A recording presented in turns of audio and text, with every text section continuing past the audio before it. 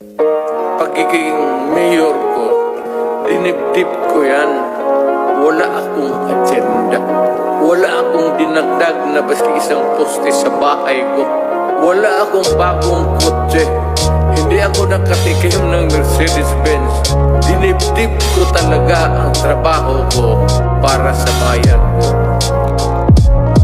Nung siya pa ang nakaupo, ramdam natin ang kaligtasan. Pagkat dahil sa kanya, ang krimen ay nabawasan. Mga adik inorasan at sila ay pinasuko. Sa bayan kong Pinas, siya ang tunay na may puso. Ngunit ngayong tapos na ang kanyang panunungkulan. Kung tratuhin ng gobyerno ay parang salot sa lipunan. Siya'y pinagkaisahan ng mga nakaupo. Sa laban mo kasama kaming mga taga Cotabato. Ganito ba talaga ang batas sa Pilipinas? Sino pa yung nasa tama ay siya ba ang nakaposas? Puti pa yung mga adik, meron kayong malasakit. Eh paano naman yung ginahas at pinatay ng adik? Sa guna niya nakasambi ang pagkamalapad silak. Mimboso bang imatay, no tagaw ang makagilag. Araw-araw may patayan na tila babaligsahan. At ang mga mahihirap ay lalo pang nahirapan. Duterte pa rin kahit na ano man ang mangyari. Duterte ang pinakamagaling na presidente. Sa laban mo Duterte, kakampi mo ang marami. Noon hanggang ngayon Duterte pa rin kami.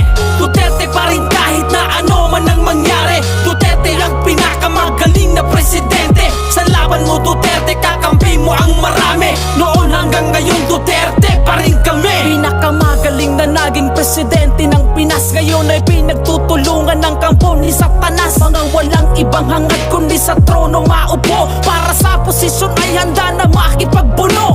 Nung kanyang panahon ay nabawasan ang sagabal. Ngayon ay bumalik kaginabo nagipagkamal. Bamad silak pangimatay langon dun namin balingan. Balik sa dating gawi, wala nang kinakatakutan. Ano na ang nangyari sa pinasigla ng bayan? Ang sukli ba ay kulungan sa kanyang pinaghirapan? Galit ba kayo pagkat siya'y masakit magsalita? O galit kayo kasi siya yung maraming nagawa? Nakilala ang Pinas nung si Digong ang presidente. Di nyo kayang nakawin ang respeto kay Duterte. Pilipino bang sa Moro ay hindi nyo maluloko? Ang may bakal na kamay ang tunay na mahal ng tao. Duterte pa rin kahit na ano man ang mangyari. Duterte ang pinakamagaling na presidente. Sa laban mo Duterte, kakampi mo ang marami. Noon hanggang ngayon Duterte pa rin kami.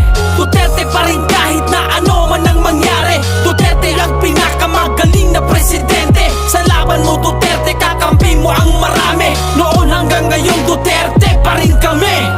Your concern is human rights.